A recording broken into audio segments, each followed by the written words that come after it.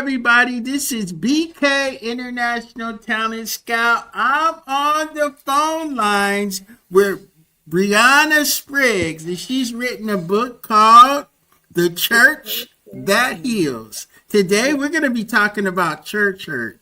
We're also going to be talking about how to overcome church hurt.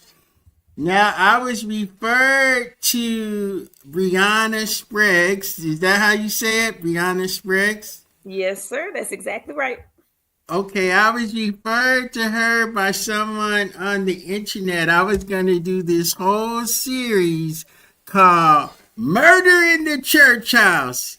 And then I just sparked so much trauma and I got so much feedback. People were inboxing me, and then somebody that I know, they said, I think you ought to interview somebody that I know. So I took them up on the offer, and here we are. Here we Breanna, are. say hello to everyone. How are you doing today, Breanna? I am doing wonderful on this beautiful Saturday. And look, shout out to Pastor Pamela for the referral. So I appreciate being here and having the opportunity to have the conversation. Yeah, Pastor Pamela, she does a men conference and she Yeah. does a women conference. So she does some incredible things, and she's also a big fan of the Seattle Seahawks. Oh, okay. Awesome. Okay, all right. So let's just talk about church hurt before we get into your book. How do you view and feel about church hurt? Um, I feel like church hurt, first of all, is just hurt that happens within church spaces or in the context of church. You know, a lot of people say, well, the church didn't hurt you, a person did. However, a lot of times when church happens in the church, when hurt happens in the church setting, is not the same as just somebody hurting your feelings or somebody offending you, because your guard is down in the church setting in a different way. You're more vulnerable in spiritual spaces and you have more trust for people who claim to be Christians or spiritual leaders. So that's what to me sets church hurt apart. But it's very real and it happens a lot. It's actually happening more and more these days, I find. Oh, wow. For me, church hurt goes very deep. I'm a Kojic baby. I came out of my mama's womb and I was in a Kojic church. My dad was a Kojic pastor. My mom was a Kojic missionary. I'm just Kojic, Kojic, Kojic. So that's To the why they bone. call me a Kojic. Yeah, I'm a Kojic baby. But there's some things that happened in my family that really tore our family apart because my father, he was a Kojic pastor. He had good jobs, but he used to physically abuse my mom and then go preach at church, or he would go drink and then go preach at church. So it was a lot going on in my life from even when I was in my mom, my dad used to beat my mom, punch her Wow. in the stomach, kick her in the stomach. So my church trauma goes back to before I was even born. Wow. My mom endured 19 years of an abusive relationship.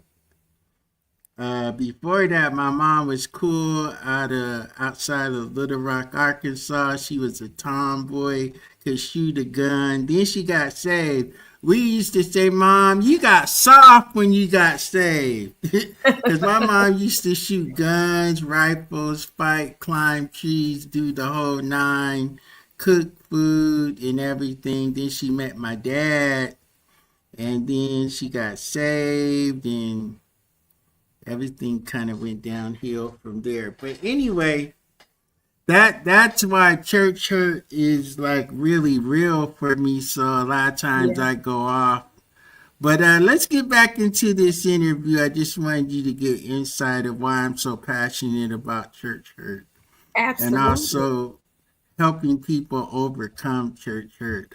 Uh, how do you see, what are some of the steps? What are some of the beginning steps that a person can do to overcome church hurt? Well, one of the biggest things is to acknowledge how you're feeling, and that is that could be simple, but it could also be complicated because oftentimes when a person says that they're hurt, the church is not always receptive to hearing people say that. So a lot of people may shy away from saying that they are hurt. One of the things, but I think it's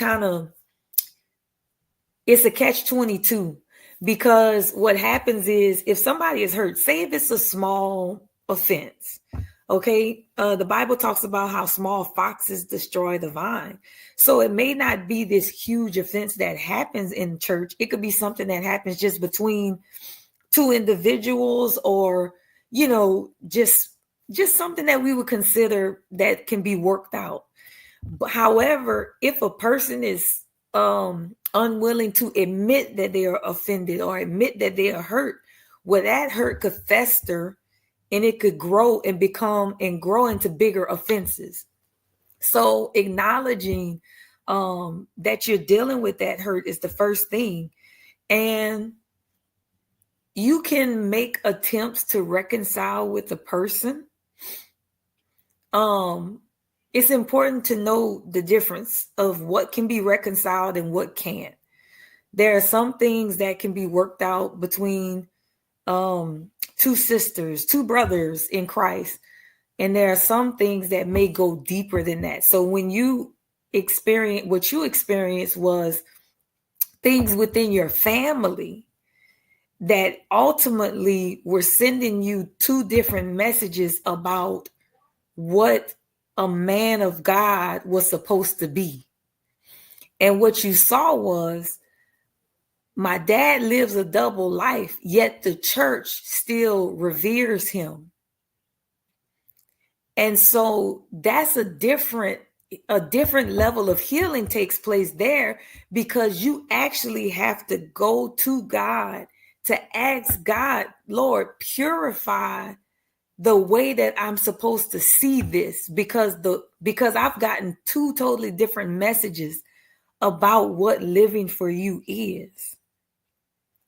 And the trauma that's attached to all of the things that you witnessed and experienced. And so that's not necessarily a situation where it's like, okay, we could sit down with each other, hash it out. No, I have to go in and ask God to come into my heart and to actually heal the wounds that I received by getting mixed messages about what a man of God and what the church of God is. And forgiveness helps to overcome church hurt, because at the end of the day, the enemy always has two agendas when it comes down to hurt. He wants to keep the person who is the offender, he wants to keep them in that continual cycle of injuring people. But on the flip side, he wants to cause the person who has been hurt, he wants their heart to ultimately become hard against God. Some people say hard against the church and God, but I want to separate the two, because the enemy does not care what your relationship with the church is. And the reason I say that is because you have people who go to church every Sunday and they still bitter towards God and towards everything of the spirit. So the enemy just wants your heart to be far. And so forgiveness helps to reopen your heart to God. And it helps you to depend on the leadership of God in wisdom to know how to continue with a healthy church and to identify a healthy church. So that's some of it. I know that was a lot. Oh yeah, that was good stuff right there. Um, let's do this. Cause sometimes people go, "Oh, BK, you're male bashing." Uh, let's talk about, and not all pastors are bad. Not all pastors are good. Pastors are individuals. They have their own hurt. But I'm not trying to patronize nobody and make excuses because sometimes people do Absolutely. that. Yeah. Let's talk about this. Let's talk about church hurt from a friendship perspective or church hurt outside of the church. Church people that hurt each other outside of the church building, outside of church, let's say church events. Kind of How that can two community, yeah, the community type of stuff. Yeah. How can two Christians overcome their church hurt? Whether it's a male, female, male, male, female, female, female, male, male. Okay. Well, one of the things I'll say this, that community church type of hurt, again, like those types of offenses and things like that, this is some of your most common, simply because we all are imperfect people trying to be in community with each other. And the best way to deal with that is how the word tells us to deal with it. The Bible talks about if you have an ought against your brother, to go to that person and talk about it. The Bible says if they don't hear you when it's just you and them, get two or three witnesses. And then after that, it actually tells you to bring it before the church, but they probably have other things, like if you have a leader or a pastor or, that you could actually sit and help them to judge between each of you. But going to each other is one of the first things. The Bible even said, like, hey, if you have something against your brother, ought against your brother in your heart, your prayers can be hindered. So it said, leave your gifts at the altar and go to that brother or sister, fix that first, and then you can come back to the altar and talk to God. I think a lot of times when you talk about community issues in the church, like you say, brother, brother, sister, sister, sister, brother, all of those things, what ends up happening is things happen and then people continue on and they never go to the person whom they felt like hurt them. They never go and say, hey, sister, I didn't like what you said. Hey, I thought we were close. I felt like you could have come see me when I was in the hospital. You know, I I don't think you walked by me and you didn't speak to me. That hurt my feelings. Is anything else going on? And we never actually go to the person and have a conversation, but we sit with our own thoughts and we stew over it. And then to make matters worse, we'll go tell somebody else in the church, but we won't go to the person who hurt us.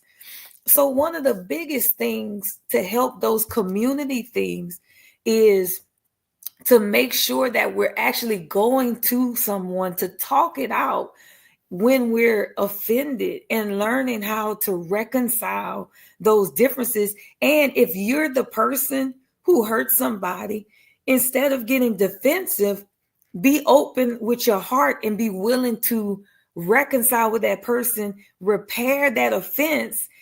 I always say it really literally takes nothing to tell somebody, I'm sorry. I hurt you and I'm sorry. I was neglectful and I'm sorry. I left you out and I'm sorry. I forgot about you and I'm sorry. I was rash with my words and I'm sorry. And being able and being willing to do that, I think could eradicate probably a good 45% of situations that result in church hurt.